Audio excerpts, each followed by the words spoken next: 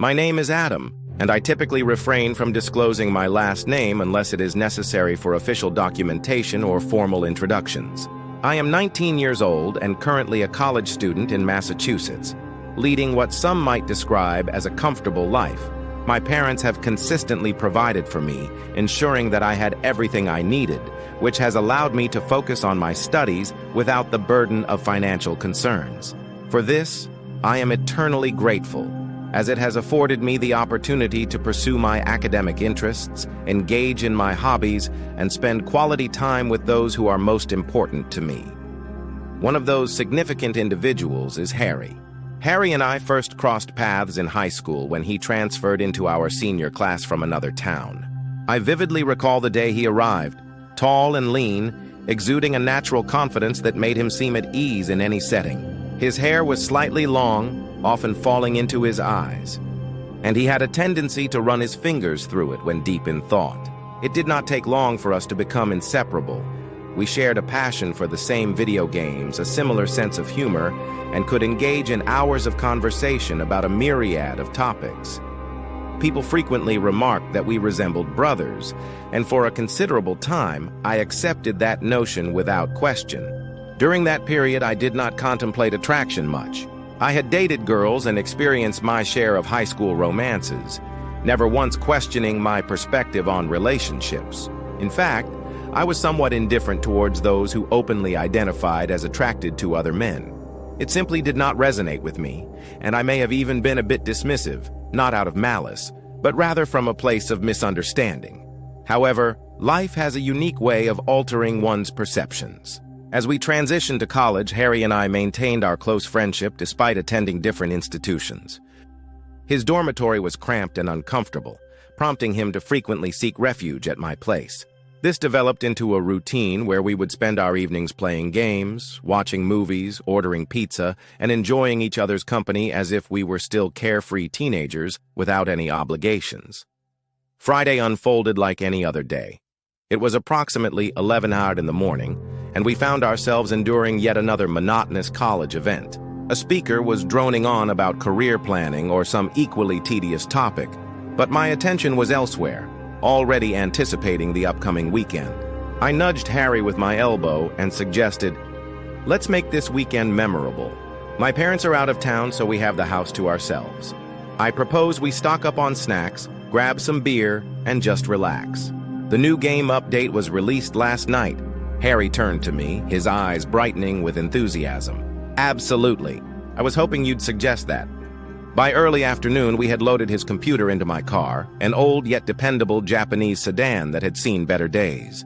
The engine purred as we drove to the store, music blasting and laughter erupting over some inside joke that was fading from memory. The weekend lay before us, filled with the promise of delicious food, engaging games, and the bliss of having no responsibilities for a while. Upon arriving home, we set up our gaming rig side by side in my room and spent hours immersed in the game, cursing at lag spikes and celebrating victories with the exuberance of children. Eventually, as the sun dipped below the horizon, hunger took precedence. We ordered a large pizza, grabbed the beers, and settled onto the couch. That night felt comfortably familiar, yet I had no inkling that by the weekend's end, something within me would change irrevocably. The night stretched on languidly, characterized by a sense of urgency absent from our activities, and time seemed to slow. The pizza was nearly gone, with only a few crusts remaining in the open box on the coffee table, and the beers had begun to take effect. Not enough to intoxicate us, but just sufficient to soften the edges of reality. The movie we selected was one of those forgettable action films, filled with explosions and cliched one-liners, but our focus was elsewhere. Harry was half reclined on the couch, leaning against one of the armrests, idly scrolling through his phone. His hair was disheveled, long bangs falling into his eyes, which he lazily pushed back. The illumination from the screen cast a subtle radiance upon his face, accentuating the contours of his jawline. I was uncertain as to why I found myself continually gazing at him. I attributed it to the effects of the beer, fatigue, or perhaps nothing at all, yet my gaze repeatedly returned, captivated by minute details I had previously overlooked. The way his collarbone emerged from the stretched neckline of his t-shirt, the steady rise and fall of his chest, and his long, restless fingers that were perpetually in motion, whether fidgeting with the bottle cap or tapping against his leg in an unconscious rhythm, demanded my attention. I attempted to concentrate on the film, but my efforts proved futile. At one point, Harry stretched with a groan and remarked about his weariness. He stood, removed his shirt, and tossed it onto the floor before heading toward my room. This was a routine he had performed countless times before. Nothing unusual, nothing out of the ordinary. However, this time, I could not help but notice the leanness of his back, the toned muscles shifting fluidly beneath his skin as he moved. His shoulders appeared broader than I recalled, and his physique was no longer as wiry as it had been in high school. Yet he still possessed that effortless charm, that casual demeanor that suggested he never had to strive to be cool. He simply was. "Night," he murmured as he vanished into my room, leaving the door ajar. I remained seated for an extended period, fixated on the flickering television screen, though I was not truly observing it. What was wrong with me? I had never been this way, yet I could not dismiss the tightening in my stomach when I looked at him, the quickening of my pulse, or the newfound awareness of his physicality that I had previously ignored. I finished the remainder of my beer, attempting to suppress these thoughts, but to no avail. Eventually, I switched off the television and stood, stretching the stiffness from my legs before making my way to my room. The lights were off, with only the glow from the street lamp outside filtering through the blinds. Harry was already asleep, sprawled across my bed. He lay on the bed, seemingly unaware of the concept of personal space, dressed only in loose-fitting shorts. One arm rested across his abdomen, and his face bore the tranquility of deep slumber. For a brief moment, I found myself standing there observing him. His chest rose and fell in a slow, rhythmic pattern, while the dim light from outside cast gentle shadows on his skin, accentuating the contours of his collarbone and the curve of his ribs. His lips were slightly parted, and his breathing was soft and even. I should have looked away. I should have simply climbed into bed and gone to sleep. Yet I did not. Instead, I moved closer, lowering myself onto the bed beside him. I reassured myself that it was merely fatigue, just a fleeting haze of exhaustion, as I reached out and my hand cautiously brushed against the warmth of his skin. He remained undisturbed, and the sensation was intoxicating. His body radiated warmth beneath my fingertips, his skin smooth except for the faint roughness of goosebumps trailing along his arm. My heart raced in my chest as I allowed my palm to rest against his side, feeling the steady rhythm of his breath. What was I doing? I should have stopped, but I did not. Harry's blue eyes, still clouded from sleep, scrutinized me in the dim light, his expression inscrutable. His face was so near that I could discern every detail, the sharp contours of his cheekbones, the faint stubble along his jawline, and the slight parting of his lips as if he were on the verge of speaking but had chosen silence instead. My heart raced in my chest, its thumping so loud it felt overwhelming. I should have been the one to break the silence, to laugh it off, to distance myself with a silly remark about the beer making me clingy. Yet I remained silent, captivated by Harry's smile, neither mocking nor confused nor angry, just observing me intently. Then, he moved slowly and purposefully, lifting his hand to brush his fingers against my wrist. The touch was light yet lingering, causing my breath to catch. His skin radiated warmth against mine, igniting a wave of heat within me that I struggled to comprehend.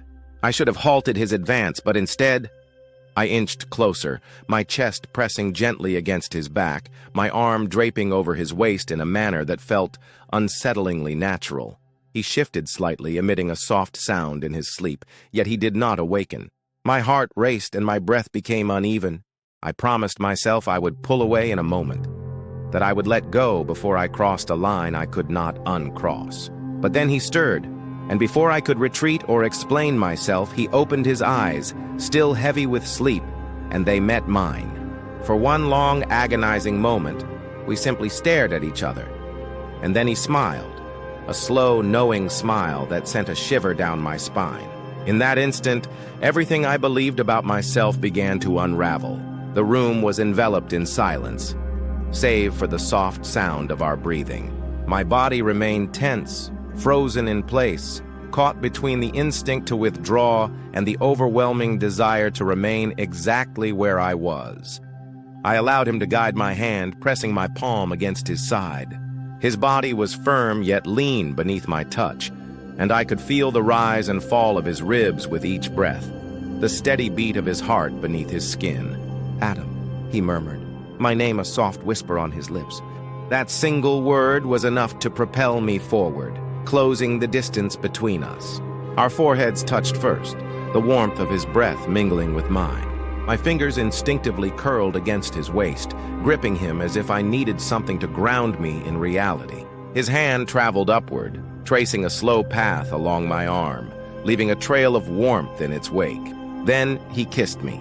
It began slowly, tentatively, a gentle press of lips, testing the waters. But when I didn't pull away, when I responded with a mix of hesitation and longing, he deepened the kiss. His fingers tangled in my hair, drawing me closer, our bodies fitting together as if this moment had been destined all along. The weekend unfolded before us like an infinite horizon, and for the first time, I wished for it to last indefinitely. It was not solely about the events of that night. It encompassed everything that followed.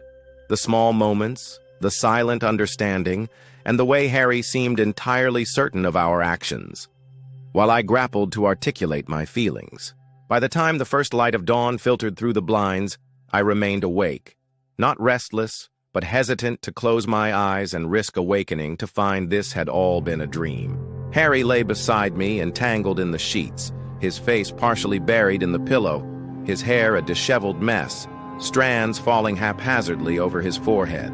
His bare shoulder peeked from beneath the covers, the gentle curve of his collarbone catching the soft light. I should have felt awkward or confused, yet I did not. It felt right. I lay there, gazing at the ceiling, attempting to comprehend the shift that had occurred within me. For years, I believed I understood who I was and what I desired, but now none of that seemed significant. Harry stirred next to me, emitting a low, sleepy groan before rolling onto his back, his eyes barely open, still blurry and unfocused. They discovered me, and for a moment he simply gazed at me before a slow, lazy smile spread across his face. "Morning," he murmured, his voice thick with sleep. I swallowed hard and replied, "Morning." He stretched, his arms reaching above his head, muscles flexing beneath his skin in a manner that sent an unexpected thrill through me. Then, with the same effortless confidence he always possessed, he turned onto his side, propping himself up on one elbow as he regarded me. "So," he said with a smirk, "are you going to freak out now or later?" I exhaled a breath I hadn't realized I was holding. "If it's later, just let me know so I can clear my schedule," he teased, his fingers tracing a pattern lazily on my arm. To everyone else, we remained just best friends, as we always had been. We played our parts convincingly in public. Nothing had changed. No secret touches, no lingering looks. We were merely Adam and Harry, the inseparable duo since high school. However, behind closed doors, when no one was observing, things were different, and that was sufficient. For now, it was enough. The reality was that I did not mind how long we needed to keep this hidden. As long as I had him, nothing else was of consequence.